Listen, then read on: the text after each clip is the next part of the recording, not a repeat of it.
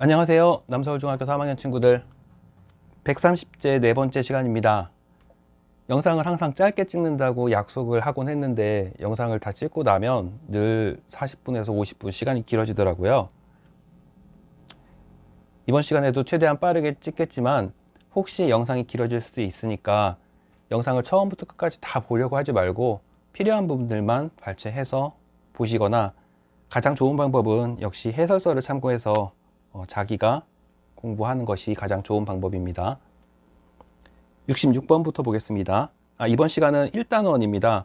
화학반응의 규칙과 에너지 변화, 문제집의 모의고사 편을 편집한 것입니다.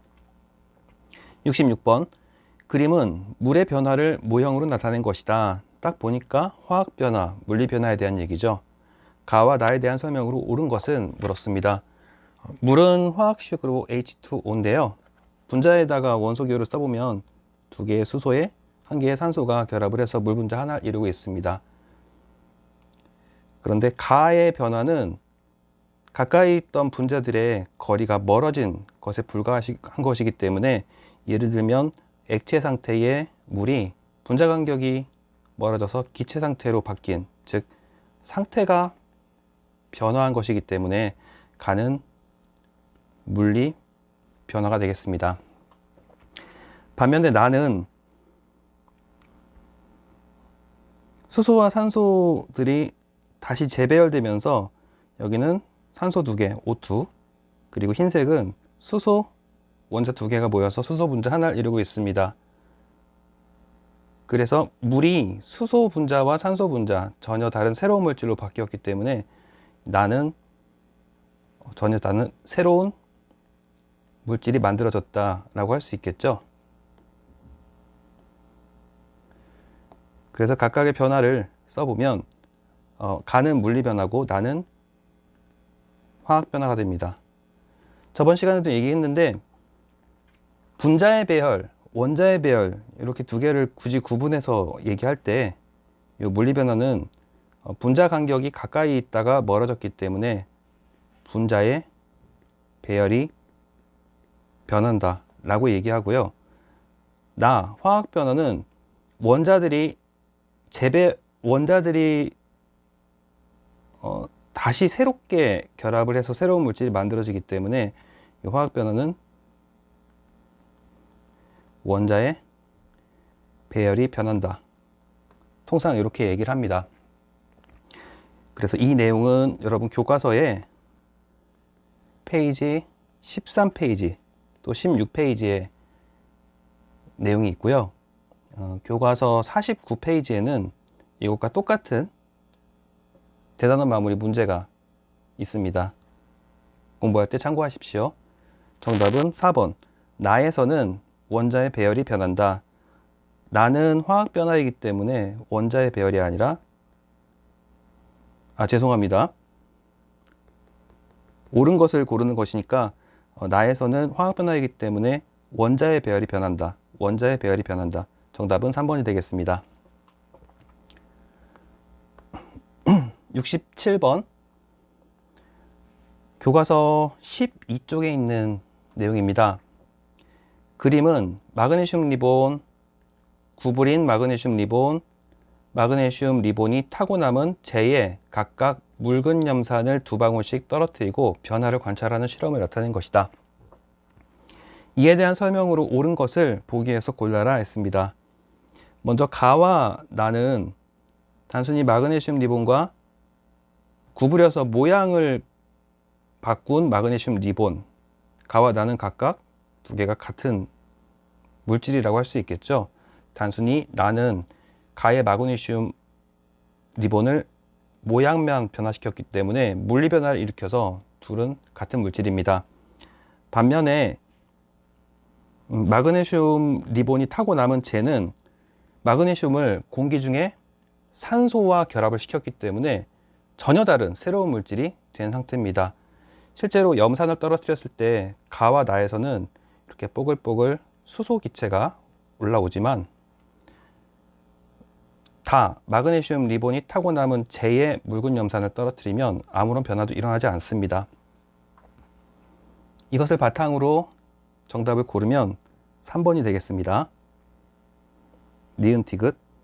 가와 나에서는 같은 종류의 기체가 발생한다. 다에서는 기체가 발생하지 않는다. 기억은 화학 변화가 아니라 물리 변화죠. 그리고 리을은 마그네슘이 타고 남은 재도 마그네슘의 성질을 나타낸다 라고 했는데 그렇지 않습니다. 전혀 다른 새로운 물질이 됐기 때문에 틀린 얘기입니다. 다음 문제 68번. 목이 조금 자꾸 잠기네요. 물질 변화의 종류가 나머지 넷과 다른 것은, 이와 관련된 예가 교과서 13페이지에 있습니다. 그래서 다른 것은 전부 다 물리 변화인데 4만 따뜻한 빵 위에 올려둔 버터가 녹았다. 죄송합니다. 다른 것은 전부 다 화학 변화인데 4번만 고체가 액체로 상태가 바뀌었기 때문에 물리 변화가 됩니다. 상태 변화, 고체가 액체가 됐다. 버터가 녹았으니까. 다음 문제 69번. 화학 변화가 일어날 때 변하는 것으로만 옳게 짝지어진 것은, 화학 변화는 여러분들 이 그림을 참고하시면 될 것 같습니다. 화학 변화가 일어나더라도 원자의 개수는 변하지 않죠. 원자, 요 까만색이 이쪽으로 가고 하얀색은 이렇게 가고, 변화가 일어나더라도 원자의 개수나 종류에는 변화가 없지만 분자의 개수에는 변화가 있습니다. 이렇게 생긴 덩어리 자체가 전혀 다른 새로운 물질로 바뀌기 때문에 분자의 개수는 바뀌게 되죠. 이것을 바탕으로 해서 답을 골라보면 69번은 원자의 종류, 이것은 변하지 않습니다. 원자의 종류는 변하지 않는다. 니은 원자의 수, 변하지 않습니다. 원자의 배열, 통상 원자의 배열, 화학 변화가 일어날 때에는 원자들이 떨어졌다가 새롭게 결합해서 전혀 다른 새로운 물질이 만들어지기 때문에 원자의 배열이 변한다 라고 얘기합니다. 그리고 원자의 크기는 변하면 안 되겠죠. 미음 분자의 종류, 분자의 종류가 바뀝니다. 가까이 첫 번째 문제만 보더라도 물 분자가 수소 분자와 산소 분자로 변했습니다. 그리고 비읍 물질의 성질, 화학 변화이기 때문에 전혀 다른 새로운 물질이 만들어져서 물질의 성질이 바뀌게 됩니다. 정답은 5번입니다. 이 관련 내용은 교과서 16페이지에 있습니다. 다음 문제 70번. 70번은 여러분 교과서 17페이지에 있는 내용을 응용한 것입니다. 그림은 화학 반응을 모형으로 나타낸 것이다. 그래서 두 개가 있고 여기 두 개가 두 묶음, 여기에 전혀 다른 새로운 물질이 만들어진 것을 볼 수가 있습니다. 수업 시간에 얘기했었는데 과학자들의 약속이죠. 어떤 원자 두 개가 이렇게 따로 분리되어 있을 때에는 우리가 이 원자를 A라고 했을 때 A가 두 개가 있습니다. 앞에다가 숫자 2를 써주고요. 만약에 A 두 개가 서로 결합해 있을 때는 A가 두 개 있습니다. 뒤쪽에다가 숫자를 붙여줍니다. 따라서 이 화학 반응식이 밑에 화학식을 써보면 먼저 첫 번째 것은 두 개가 붙어 있기 때문에 흰색을 A로 쓴다고 했으니까 A가 두 개 있습니다. 뒤쪽에 아래 첨자로 쓰시면 되고요. 그리고 까만색 점 두 개가 붙어 있으면 얘는 까만색을 B로 나타냈으니까 B2, 얘도 B2입니다. 그런데 B2가 두 개가 있으니까 B2가 두 개가 있습니다 라고 쓰면 되겠죠. 그리고 새롭게 만들어진 물질은 A를 먼저 쓰냐 B를 먼저 쓰냐 이제 그런 규칙을 정해야 되겠지만 편의상 알파벳 순서로 아마 쓰기로 약속을 한 것 같습니다. 보기에 화학식을 보면 전부 다 A가 먼저 써 있죠. 그래서 얘는 A 하나에 B가 두 개가 있습니다. B에 2. 아래 것도 A 하나에 B가 두 개가 있습니다. B2. 따라서 두 개를 한꺼번에 쓰면 두 개의 AB2가 되겠죠. 화학 반응식의 왼쪽은 더하기로 연결하고 반응물과 생성물 사이를 화살표로 연결하면 이 표현이 답이 되겠습니다. 정답은 3번. 다음 문제 71번입니다. 71번은 교과서 17페이지에 있는 내용인데요. 책에는 없습니다. 이 화학반응식은 책에 없는 화학반응식이지만 화학반응식의 개수를 맞춰보는 방법이 있죠. 왼쪽 오른쪽 개수 같아야 되고 자연에 존재할 수 있는 형태인가 따져야 되고 뭐 그런 게 있었죠. 그래서 기억, 니은, 디귿에 들어갈 말을 한번 써보면 먼저 전체적으로 화학반응식에 등장하는 원소의 종류가 탄소, 수소, 산소 이렇게 세 가지가 있습니다. 그 중에서 이 탄소를 먼저 보면 탄소가 왼쪽에 C4 그리고 여기에 C가 8개 그리고 뒤쪽에는 C가 보이지 않으니까 이 두 개의 개수가 같아야겠죠. 그래서 왼쪽에 C가 4개 오른쪽에 C가 8개이기 때문에 앞에 개수 2가 붙어야 됩니다. 그래야 왼쪽 오른쪽 똑같이 탄소가 8개로 같겠죠. 그래서 맞췄으니까 너 가버려. 두 번째 H도 마찬가지로 첫 번째 빨간색으로 한번 써볼까요? H 10개가 있고요. 그리고 오른쪽에는 H가 2개가 있습니다. 그러면 두 개의 개수가 같아야 되기 때문에 왼쪽은 10개가 두 묶음이 돼서 총 20개가 있죠. H는 현재 20개가 있습니다. 그러면 오른쪽에도 20개를 맞추기 위해서는 앞에다가 얼마를 써줘야 될까요? 네, 그렇죠. 10을 써줘야겠죠. 그래야 두 개가 10개, 총 20개가 맞춰집니다. 따라서 H, 수소의 개수도 맞췄기 때문에 H도 가버려 지워주시고 산소의 개수도 한번 맞춰볼까요? 산소의 개수는 왼쪽에는 그 니은에만 산소의 개수를 정하면 되고요. 오른쪽에는 항이 2개네요. 여기에 총 2개가 8묶음 16개가 있고 여기는 산소가 1개가 10묶음 총 10개가 있습니다. 그래서 이거 두 개를 합치니까 26이 되겠네요. 니은은 죄송합니다. 여기가 26이 아니라 산소의 개수가 26개가 돼야 되기 때문에 이 니은에 들어갈 말은 13이 들어가면 되겠죠. 따라서 정답은 2, 13, 10 5번이 답이 되겠습니다. 어렵지 않죠? 여러분이 직접 한번 다시 해보세요. 72번 72번 문제 여러분 교과서 20페이지에 있는 내용입니다. 다음 화학반응식을 통해 알 수 있는 것으로 옳지 않은 것을 골라라 라고 했습니다. 이것은 일단은 질소와 산소가 결합해서 화학식을 한글로 읽을 때는 보통 이렇게 순서를 바꿔서 읽는 경우가 많습니다. 그래서 산소를 먼저 읽어서 산화질소 질소와 산소가 결합해서 산화질소가 만들어진 화학 반응식입니다. 그래서 옳지 않은 것은 다른 것은 전부 다 맞고요. 4번에 보시면 질소와 산소는 1대2의 질량비로 반응한다 라고 했는데 질량비는 알 수가 없습니다.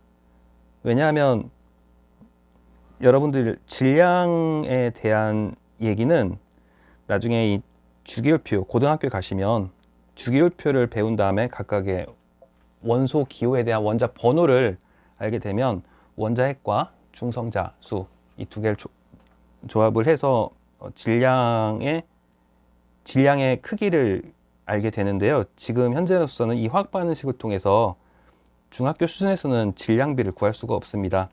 단지 우리가 알 수 있는 것은 얘들이 화학 반응할 때 그림으로 그려보면 질소 분자 1개에 산소 분자 2개가 결합을 해서 NO2 그리고 NO2 산화질소 분자 2개가 만들어진다. 그러니까 이 화학 반응식을 통해서는 분자 수의 비, 또 이것이 기체일 경우에는 이 각각의 분자가 차지하는 공간이 기체일 경우에 한해서입니다. 질소 분자나 산소 분자나 산화질소 분자나 아보가드로 법칙 기억납니까?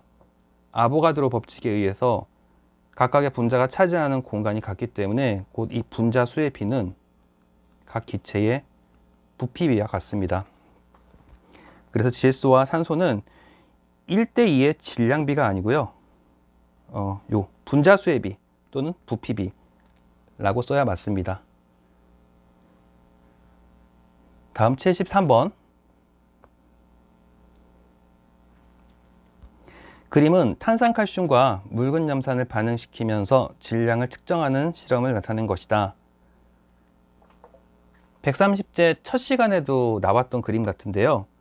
탄산칼슘과 묽은 염산, 보통 탄산칼슘을 실험실에서 하지 않고 가정에서 구할 때, 실험실에서 시약을 죄송합니다.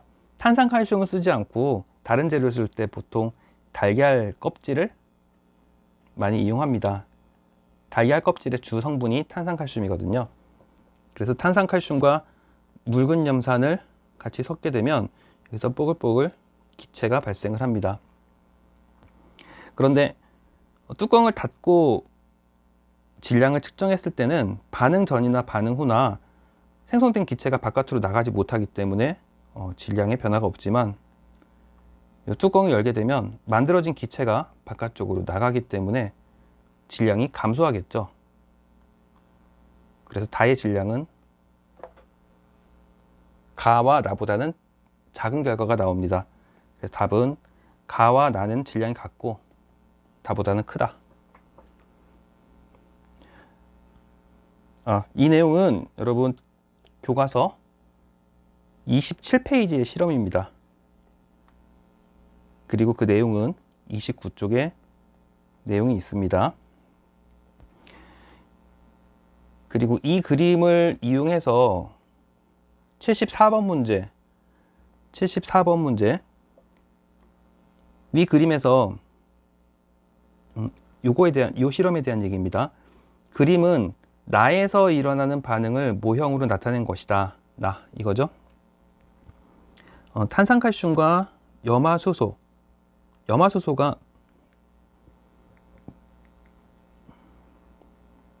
염산입니다. 염화수소를 물에 녹인 것이 염산인데 지금 이 묽은 염산을 썼기 때문에 이 염화수소는 염산으로 생각하시면 되겠습니다. 그래서 여기 화살표가 잘 안 보이네요.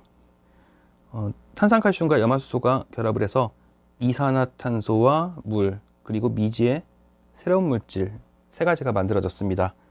이때 나의 질량 변화를 설명하기 위해 네모에 들어갈 모형으로 적절한 것은 여기 뭐가 들어가니 물어봤습니다.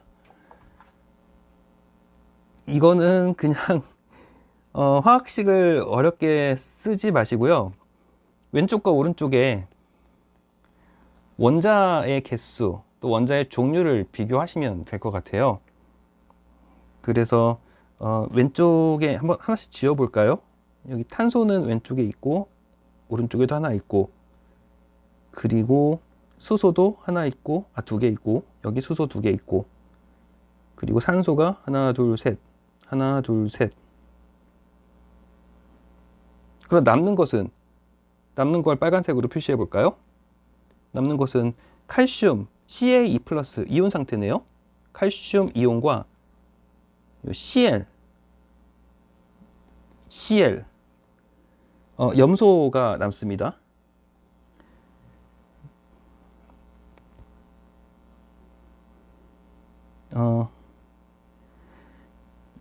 그래서 이게 그랬었죠. 여러분 기억납니까? 화학반응식 단원에서 공부를 할 때 아마 여러분들 29페이지에 있는 화학반응식 이건 지워버려라 수업 시간에 그렇게 얘기를 했었는데 아마 여러분들 그 책에 보시면 이거는 화학반응식을 이해하기 위해서 2학년 때 배웠던 이온에 대해서도 또 짚고 넘어가야 되기 때문에 좀 복잡한 거라서 그냥 수업 시간에 다루지 말자고 얘기했었습니다. 실제로 지금 굉장히 낯설어서 보니까 여기는 CA2 플러스 양이온이 있고 오른쪽에 CL이라고 써 있는데 여기 화학 반응을 할 때에는 얘들이 전자 하나는 요 수소가 가지고 있던 전자 하나를 염소 쪽으로 주면서 Cl 마이너스, 여기도 마찬가지로 Cl 마이너스, 그래서 Cl 마이너스 두 개가 결합을 하면서 이렇게 Cl 마이너스, Cl 마이너스, 그 다음에 CA2 플러스 3번과 같은 형태로 결합을 합니다. 3번. 사실 이렇게까지 쓰지 않고 그냥 CA, CL, CL 이렇게 쓰는 것이 조금 더 맞을 것 같은데 보기 중에는 그런 것이 없죠. 뭐 이거나 이거나 어차피 전체적으로 전기적으로 중성이기 때문에 이 둘 중에 하나가 있으면 둘 다 답으로 인정할 수 있을 것 같습니다. 왜냐하면 화학식을 썼을 때는 칼슘 하나에 두 개의 염소가 있기 때문에 CaCl2로 불리는 뒤에 걸 먼저 읽으니까 염화 칼슘 모형이거든요. 어찌됐든 답은 3번입니다. 다음 페이지 75번.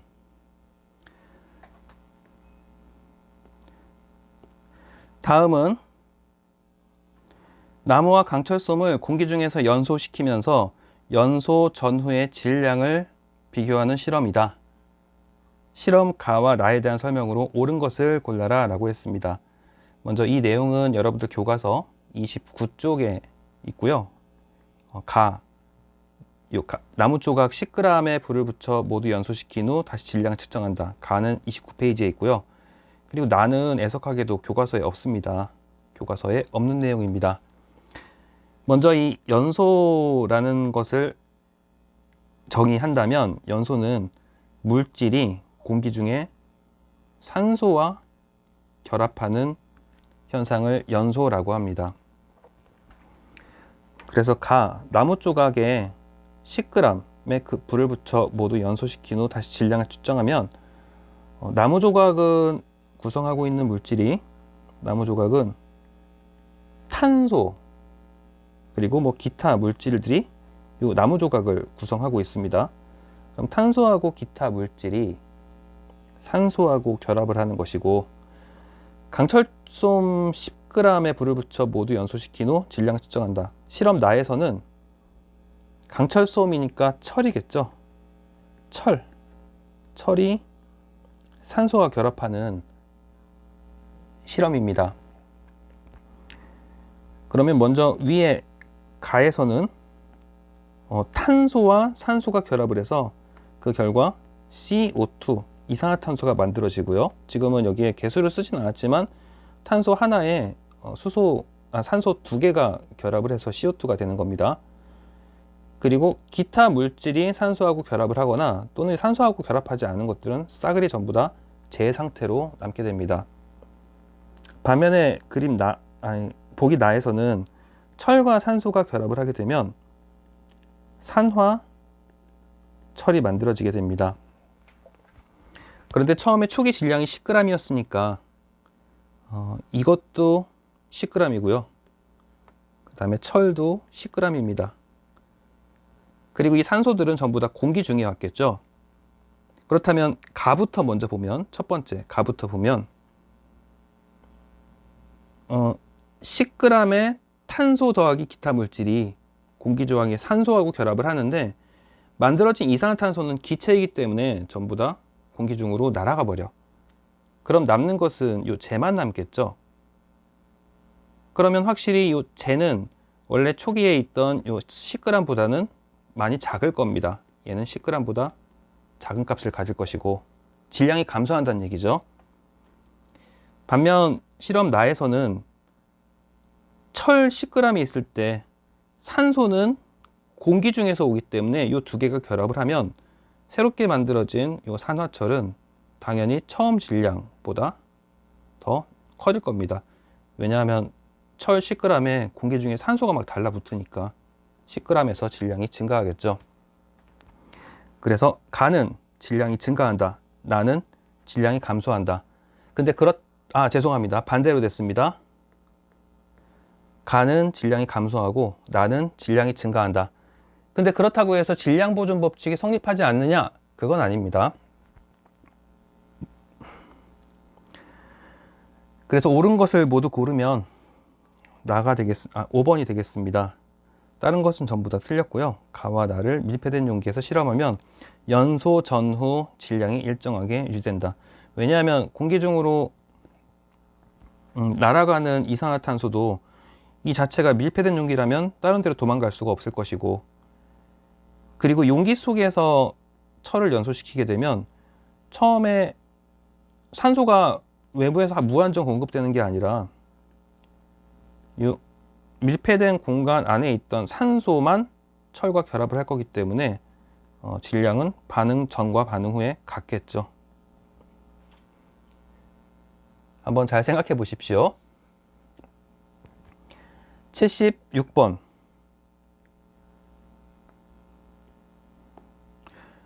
어, 76번은 여러분들 교과서 28쪽부터 29쪽에 있는 내용입니다. 반응이 일어날 때 질량 보존 법칙이 성립하는 경우를 보기에서 모두 고르시오. 질량 보존 법칙 누가 발견했다고 했는지 생각나요? 아제 중에 아제, 라부아지에. 재밌죠? 그래서 화학 반응이 일어날 때는 항상 질량 보존 법칙이 언제나 성립합니다. 반응 전과 질량은 반응 전과 반응 후에 언제나 같다. 그래서 그것이 마그네슘이 연소 반응이든 묽은 염산과 아연이 반응을 하든 염화나트륨 수용액과 질산은 수용액이 반응을 하든 탄산나트륨 수용액과 염화칼슘 수용액이 반응을 하든 내겐 언제나 질량 보존 법칙이 다 성립합니다. 다음 문제 77번. 그림은 구리가루 8g을 도가니에 넣고 가열하면서 시간에 따른 질량 변화를 측정하여 그래프로 나타낸 것이다. 이 안에 구리가루가 몇 g 있다고요? 네, 8g 있습니다.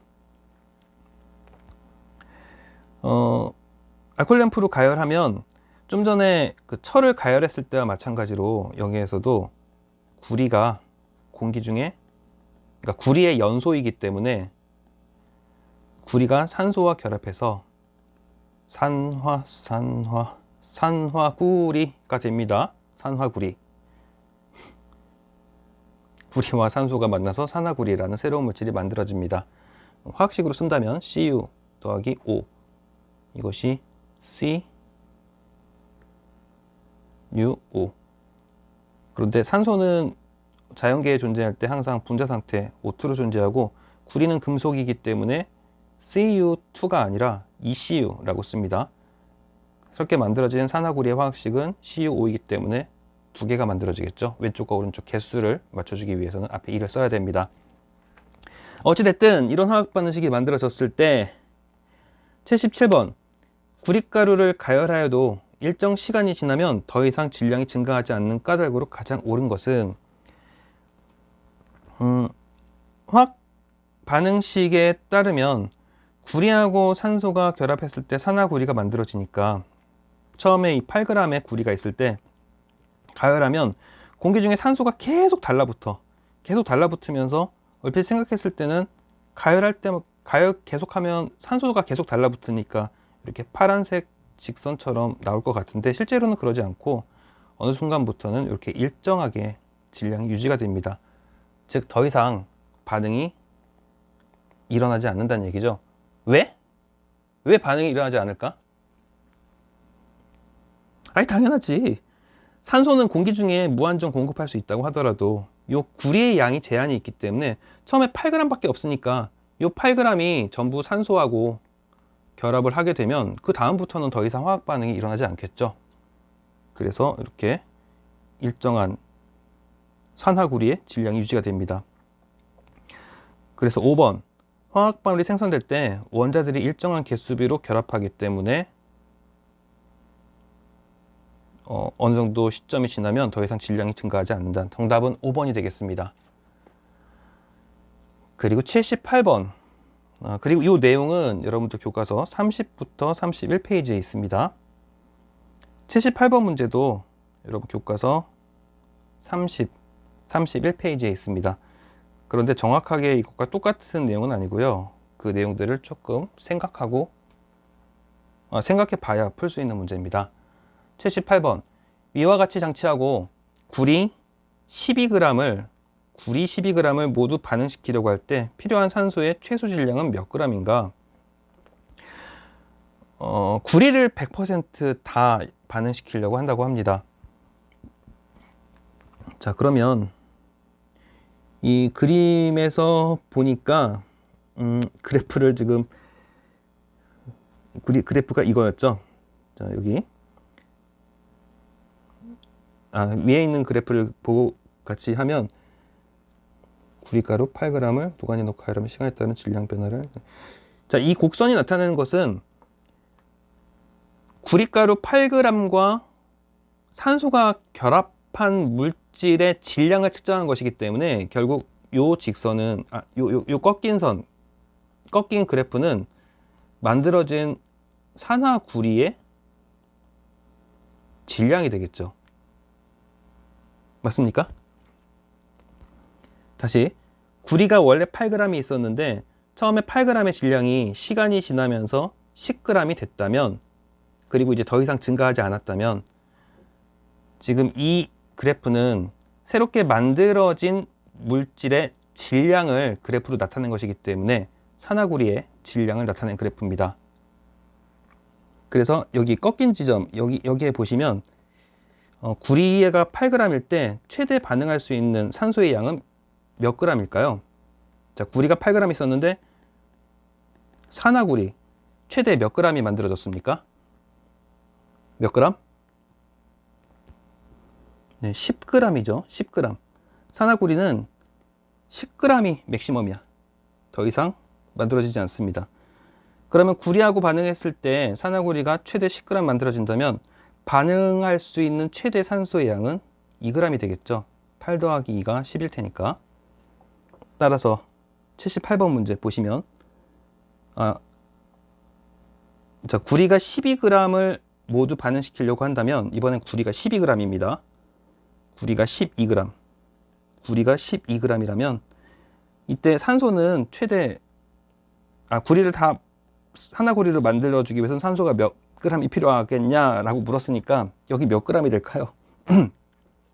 말이 너무 꼬입니다. 여기 아래쪽에 다시 쓰면 구리 대 산소 이렇게 씁시다. 가장 간단한 정수비 이게 8g 대 2g이니까 이걸 가장 간단한 정수비로 바꾸면 4대 1이죠. 4대 1. 4대 1이니까 만약에 구리가 12g이라면 산소 몇 g? 네, 3g입니다. 4대 1이니까 구리와 산소는 항상 4대 1로 반응하기 때문에 구리가 12g이라면 그때 반응에 참여할 수 있는 산소는 최대 4g까지만 가능하다. 3g까지만 가능하다. 답은 3g. 2번.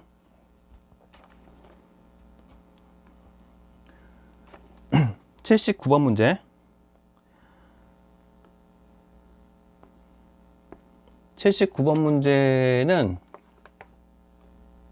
내용은 교과서 33페이지에 있는 내용이고요. 그리고 이것과 똑같은 문제가 책에는 없습니다.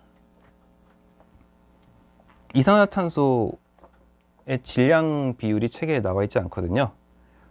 그래서 79번 문제 보시면 그림은 수체 주성분인 탄소를 연소시켜 이산화탄소가 생성될 때의 반응을 모형으로 나타낸 것이다. 위 반응에 의해 생성된 이산화탄소 44g을 분석하였더니 탄소 성분이 12g이었다. 이산화탄소를 구성하는 탄소와 산소의 질량비를 구하시오. 너무 쉽다. 자, 이산화탄소 44g을 분석했대. 질량. 이산화탄소가 44g이고요. 그리고 탄소 성분이 12g이었다. 탄소가 12g이라고 합니다. 그러면 산소, 여기 지금 아래쪽에 이걸 안 썼네요. 탄소, 산소, 이산화탄소. 이거 어떻게 하냐고? 왜냐하면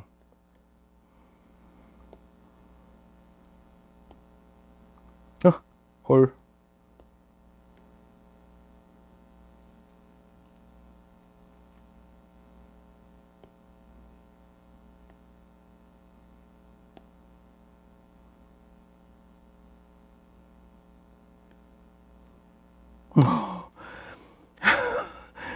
아유, 살 떨렸습니다. 어떤 상황인지 아시겠죠? 실제로 아래쪽에 지금 실수로 터치를 잘못했는데 지금까지 한 거 다 날아간 줄 알았습니다. 보통 교실에서 이런 일이 발생하면 다들 환호성을 지르는데, 자, 선생님 이게 탄소인지 산소인지 어떻게 알아요? 이렇게 말하는 친구가 있을 텐데, 이 그 문제에 탄소와 탄소를 산소로 만들어진 탄소를 산소로 이산화탄소로 만든 거니까 탄소와 어떤 물질이 결합을 해서 이산화탄소 CO2가 됐습니다. 그럼 여기 들어갈 수 있는 물질은 산소밖에 없겠죠. 근데 산소는 불안정하기 때문에 O2로 써야 되고, 탄소는 기억납니까? 자연계에 안정하기 때문에 다른 것과 달리 그냥 원자 하나가 원자 하나가 곧 분자인 물질들이 조금 있었죠. 이를테면 금속이라든가 뭐 헬륨, 네온, 그리고 탄소, 이런 것들이 있었습니다. 황도 있었고. 그래서 C와 O2가 결합해서 CO2가 만들어지는데, 이걸 모양으로 쓰면 탄소는 지 혼자 있을 거고, 그리고 산소는 두 개가 결합해 있어야겠죠. 그리고 CO2는 탄소 하나에 산소 두 개가 있으니까 이 까만색이 탄소고, 두 개 모여 있는 흰색이 산소고, 오른쪽 이산화탄소입니다. 어찌됐든 탄소가 12g, 산소는 모르고 이산화탄소가 44g이라면 산소의 질량은 44에서 12를 빼니까 32g이 되겠죠. 44에서 12를 빼니까 32g. 44 빼기 12. 따라서 탄소와 산소의 질량비는, 탄소 대 산소의 질량비는 그냥 읽어주면 되죠. 탄소 몇 그램? 12g. 산소 몇 그램? 32g. 그래서 질량비를 얘기할 때는 단위를 지우고 가장 간단한 정수비로 나타내기 때문에 여기는 g을 지우고 12와 32, 이것을 둘 다 4의 배수니까 4로 나눠주시면 3대 8이라고 쓸 수가 있습니다. 정답은 3대 8. 80번 문제. 교과서 31쪽에 있는 내용입니다. 다음은 물질 변화에서의 법칙을 설명한 것이다. 화합물을 구성하는 성분 원소 사이에는 일정한 질량비가 성립한다. 이거 무슨 법칙입니까? 질량보존 법칙? 질량보존 법칙은 단순히 반응 전과 반응 후의 질량이 같다는 법칙는 내용이고, 일정한 질량비 얘기가 들어가면 질량보존 법칙보다 한 단계 더 높은 일정 성분비 법칙이죠.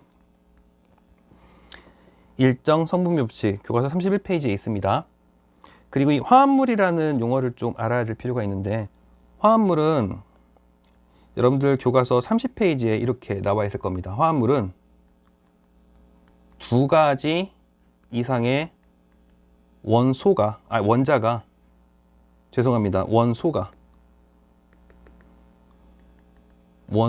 결합하여, 교과서에 있습니다. 30쪽에 생성된 물질.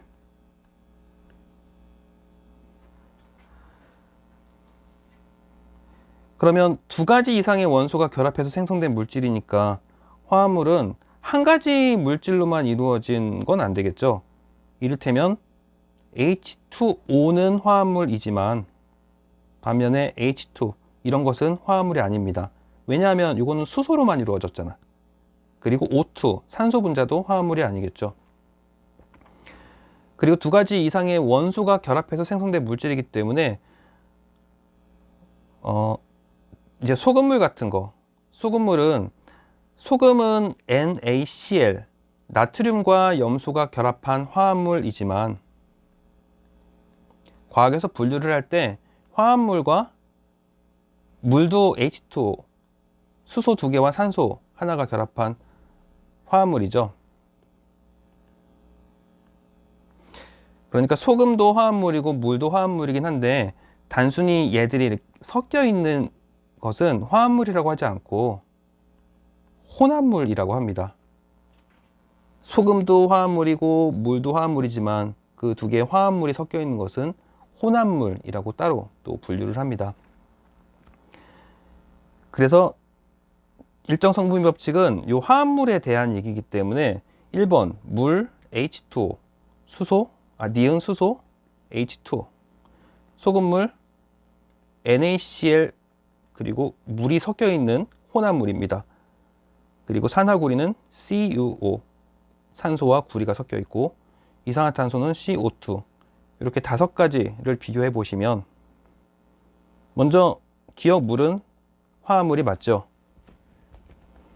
그리고 수소는 화합물이 아닙니다. 왜냐하면 2가지 이상이 아니라 1가지로만 이루어져 있기 때문에 이것은 다른 말로 했을 때 화합물이라고 하지 않고 2학년 때 배웠는지 모르겠네요. 호던소 물질이라고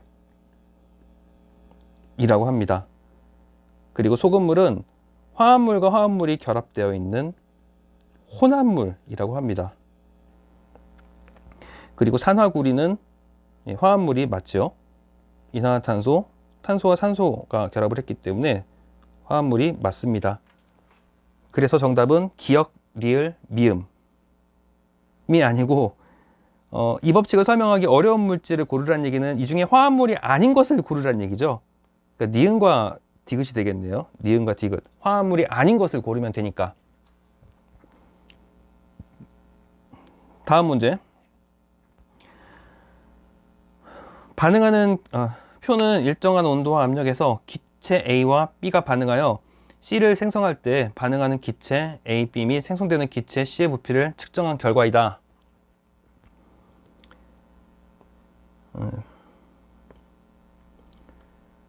81번, 82번 모두 교과서 34쪽 기체 반응 법칙에 대한 얘기로서 똑같은 문제는 아니고요. 그 내용들을 이용해서 풀어야 되는 문제입니다. 반응하는 기체와 생성되는 기체 사이의 부피 비를 구하라 라고 했습니다. 이거는 자, 여기 기체 나오고요. 부피니까 밀리리터 단위를 썼습니다. A와 B가 결합을 해서 C가 만들어지는데 이쪽은 깍두기, 반응에 참여하지 않고 남은 거. 그러면 첫 번째 1번 실험에서는 B가 남았는데 30ml가 남았으니까 요 40 중에서 10만 반응에 참여하고 나머지 30은 반응에 참여하지 않은 상태죠. 따라서 반응에 실제로 참여한 놈들의 비율은 20ml 대 10ml 대 만들어진 부피는 20ml. 즉 2대 1로 반응해서 만들어진 것은 이만큼이 만들어진다. 됐습니까? 예, 그래서 정답은 1번 실험만 가지고도 2번이 아니고 2대 1대 2 어디 갔니? 5번이 답이 되는 것을 알 수 있겠죠. 2번도 마찬가지 2번 실험도 해볼까요? 자, 2번 실험도 자, A와 B가 반응을 해서 C가 만들어지는데 얘들이 반응하고 나서 남은 물질 깍두기가 A고 A가 10ml가 남았습니다. 그러면 처음에 A는 50이 있었는데 10이 반응에 참여하지 않고 남았기 때문에 실제로 반응에 참여한 놈은 40이고 10ml는 반응에 참여하지 않았죠. 이것을 간단한 정수 비로 나타내면 부피비가 40ml 대 20ml 대 40ml니까 역시 두 번째 경우도 2대 1대 2가 됩니다. 1번 실험이나 2번 실험이나 똑같이 2대 1대2 비율에는 변화가 없습니다. 정답은 5번. 그리고 아래쪽에 82번. 82번 역시 교과서 34페이지에 있는 내용이고요. 위 실험으로 기체 사이의 부피 관계를 설명할 수 있는 화학 반응을 골라라 라고 했습니다. 이것은 지금 이 법칙이 기체 반응 법칙인데요. 기체 반응 법칙. 기체 반응 법칙. 기체 반응 법칙이니까 고체나 액체에서는 성립하지 않아. 오로지 기체가 반응을 할 때 그들의 부피에 대한 얘기입니다. 질량이 아니고 지금 부피죠, 부피. 이거는 교과서를 다시 한번 읽어보세요. 기체 반응 법칙 전체적인 내용을 살펴보십시오. 기체 반응 법칙은 오로지 기체에만 국한된 것이고, 기체가 반응을 할 때 아무렇게나 반응을 하는 것이 아니라 반응물과 생성물 사이에는 언제나 일정한 부피의 비율이 성립한다. 이게 기체 반응 법칙이었습니다. 이 실험으로 기체 사이의 부피 관계를 설명할 수 있는 화학 반응은 1번부터 5번 중에 기체 반응인 것을 찾으면 돼. 자, 먼저 1번. 탄소와 산소가 결합해서 이산화탄소가 만들어진다. 탄소, 이거 고체죠. 고체. 그러니까 너 아니야. 그리고 2번. 수소와 염소가 만나서 HCl, 염화수소가 만들어진다. 이거는 보류. 그 다음에 3번. N2와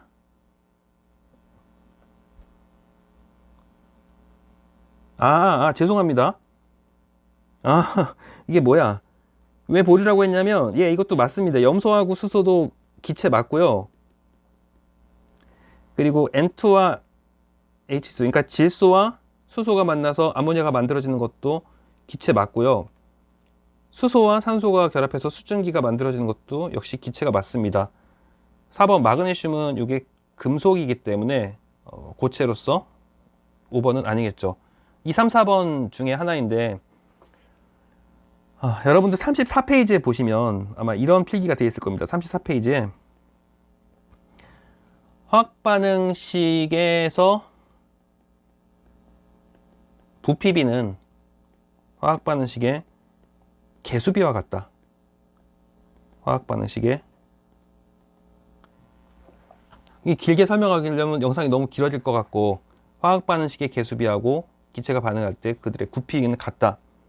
그러면 부피 비율이 지금 2대 1대 2였으니까 2번, 3번, 4번 중에서 2대 1대 2의 비율을 가지고 있는 걸 찾으면 되겠죠.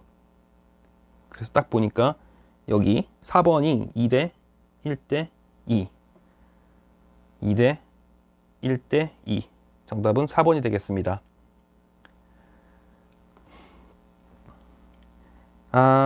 이거는 여러분들이 모르는 사람들, 왜 부피비가 화학반응식의 개수비와 같지? 갸우뚱하는 사람들은 이 34페이지의 내용을 다시 한번 천천히 읽어보십시오. 다음 페이지 83번 문제. 83번 문제는 어떤 한 페이지가 아니라 30부터 35페이지에 걸친 내용이고요. 일정 성분비 법칙과 기체 반응 법칙, 이걸 전체적으로 다 알고 있어야 문제를 풀 수가 있습니다. 그래서 수소하고 염소가 결합했을 때 염화수소가 만들어지는데, 교과서에는 없지만 수업 시간에 설명했듯이 아보가드로 법칙에 따르면 기체 분자의 종류에 관계없이 온도와 압력이 같으면 언제나 같은 부피 안에는 같은 개수의 분자가 들어간다고 했었죠. 즉 분자의 크기가 크든 작든, 2개가 결합해 있든 3개가 결합해 있든 분자 하나가 차지하는 부피는 똑같습니다. 공간을 똑같이 차지한다는 얘기예요. 같은 온도와 압력일 때. 그러니까 같은 부피. 이를테면 수소와 염소가 반응을 해서 염화수소가 만들어지는 이 그림에서 수소가 1리터 그리고 염소가 1리터 반응을 하면 염화수소는 하나, 두 개의 부피를 차지하기 때문에 2리터가 만들어집니다. 그래서 아래쪽에 보기를 보면 기억, 일정 성분비 법칙이 성립한다. 네, 이 그림과는 관계가 없지만 수소하고 염소가 아무렇게나 결합하는 것이 아니라 일정한 질량비로 결합을 하겠죠. 이 그림과는 관계가 없다고, 그림과도 좀 관계가 있겠네요. 여기 있는 부피를 지우고 생각하면 수소 두 개일 때 염소 분자가 수소 분자 하나, 염소 분자 하나, 얘들의 질량을 얘들이 아무렇게나 화학 반응에 참여하는 것이 아니라 얘들은 언제나 일정한 질량의 비율로 결합을 하겠죠. 개수가 일정한 비율로 결합을 하니까. 왜 이렇게 말이 꼬이니? 어쨌든 일정 성분비 법칙이 성립합니다. 얘들이 막 언제는 1대1로 결합하고 뭐 언제는 뭐 4g 대 5g으로 결합하고 언제는 막 10g 대 18g 이런 식으로 결합하고 그러진 않을 거 아니야. 그래서 질량비 성립하고. 니은 반응하는 수소 기체와 염소 기체의 질량 합은 생성된 염화수소 기체의 질량과 같다. 네, 질량 보존 법칙이죠. 니은은 맞습니다. 디귿 수소 기체 20ml가 모두 반응하려면 염소 기체는 최소 20ml가 필요하다. 네, 반응에 참여하는 부피비가 1L 대 1L 대 만들어지는 게 2L니까 수소 기체가 만약에 20ml 있다면 똑같이 1대1로 결합을 하니까 염소도 20ml 있어야겠죠. 그래서 디귿은 맞는 얘기입니다. 4번 리을 염소 분자 200개가 모두 반응하면 염화수소 분자 400개가 생긴다. 염소 분자가 여기 200개가 있다면 염화수소가 몇 개가 만들어지냐라는 건데, 염소 분자가 200개 있다면 그때 반응에 참여하는 수소 분자 몇 개가 될까? 예, 역시 200개가 있어야겠죠. 얘들이 분자 1개 대 분자 1개 이렇게 1대1로 결합하니까. 그렇다면 그때 만들어지는 염화수소는 아까 1L 대 1L 대 2L 부피의 비율처럼 개수의 비율도 1개 1개 해서 여기 두 덩이가 나오니까 이때 만들어지는 염화수소의 개수는 분자가 총 400개가 만들어질 겁니다. 200 더하기 200. 그래서 리을은 맞는 얘기입니다. 정답은 5번. 84번. 40페이지에 있는 실험이고요. 내용은 42페이지에 있습니다. 문제.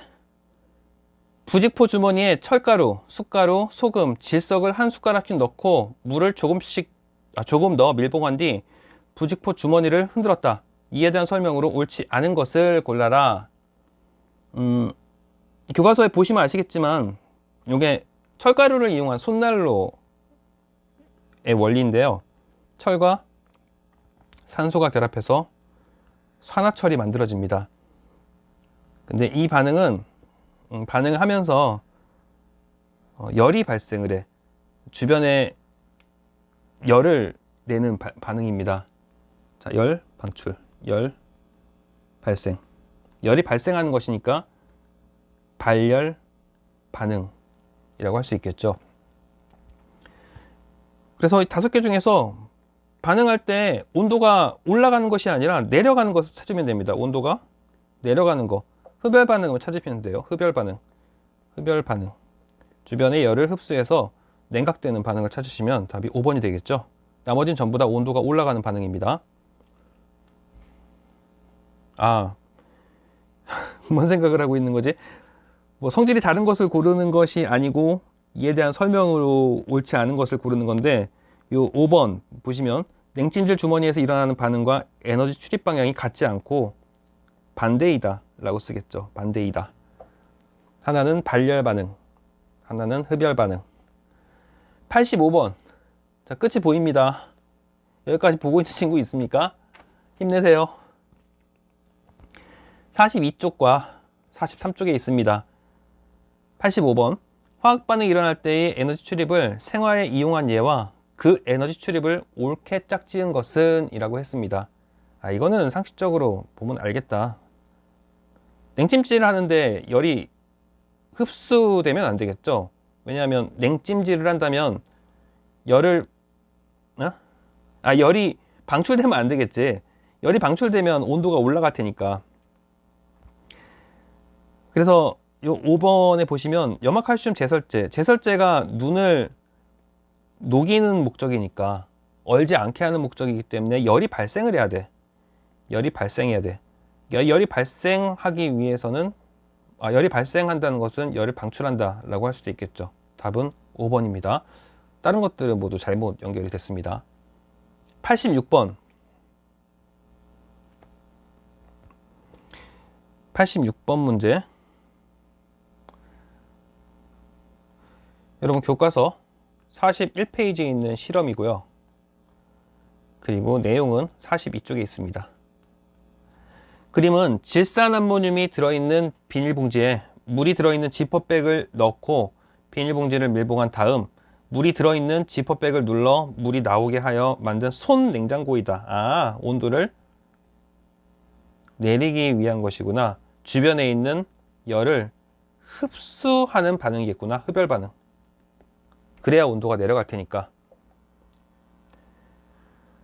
그래서 보기에서 필요한 용어를 선택하여 손 냉장고의 원리를 설명하시오. 이거는 교과서에 있는 걸 여러분들이 쓰시면 될 것 같습니다. 해설에는 선생님이 이렇게 적어놨습니다. 질산암모늄이 물과 반응할 때 에너지를 흡수하여 주변의 온도가 낮아지므로 비닐봉지가 차가워진다. 할 수 있겠죠? 자, 다음 페이지. 자, 두 문제 나왔습니다. 힘내십시오. 87번. 교과서 42쪽에 있는 내용이고요. 화학 반응과 에너지 출입에 대한 설명으로 옳은 것을 보기에서 모두 고른 것은 이거는 내용이 교과서에는 없습니다. 교과서에는 내용이 없는데 한번 볼까요? 기억. 그러니까 기억이 교과서에 없는 내용인데요. 에너지가 출입하지 않는 화학 반응도 있다. 이거는 그렇지 않습니다. 이거는 교과서에 없는데 모든 화학 반응인 항상 에너지가 출입을 합니다. 다시 말하면 모든 화학 반응은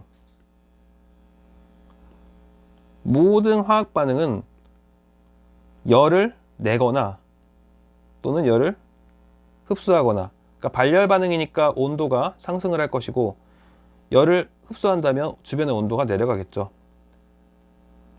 온도 변화가 전혀 일어나지 않는 화학 반응은 존재하지 않습니다. 교과서에는 그런 내용이 없습니다.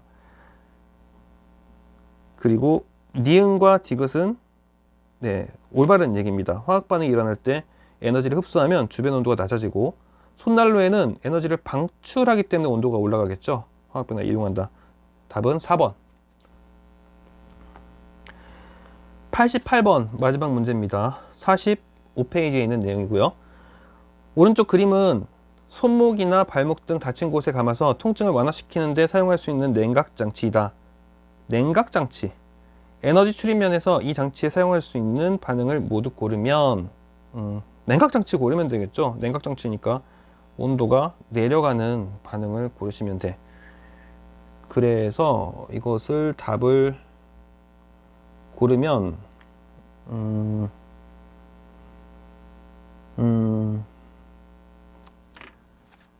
이거는 교과서에 없는 내용이었던 것 같은데 이 문제는 지우겠습니다. 이것은 잠깐만요. 교과서에 있나 이 내용이? 이거는 교과서에 있는지 지금 확인이 안 되는데 이거는 2번과 4번이 정답이고요. 2번과 4번은 주변의 온도가 내려가는 화학 반응이고, 그리고 나머지 1번, 3번, 5번은 이거는 온도가 올라가는 반응입니다. 지금 교과서를 안 들고 와서 이게 있는지 잘 모르겠네요. 한번 교과서 45페이지에 여러분들 아마 이 그림을 그렸을 텐데 이 그림 본문 한번 읽어보시고 이런 내용들이 있는지 살펴보십시오. 2번과 4번은 온도가 내려가는 반응입니다. 자, 그래서 이번 시간 여기까지고요. 다음 시간은 89번부터 다음 시간 89번부터 111번까지 다음 시간에 진행하겠습니다. 오늘 얼마나 걸렸나요? 1시간이군요. 자, 이거 처음부터 끝까지 미련하게 다 본 친구 있습니까? 아, 잘했습니다. 지겨웠을 텐데 끝까지 듣느라 고생 많았고 열심히 공부한 만큼 좋은 결과 있길 바라겠습니다. 수고하셨습니다. 다음 시간에 봐요.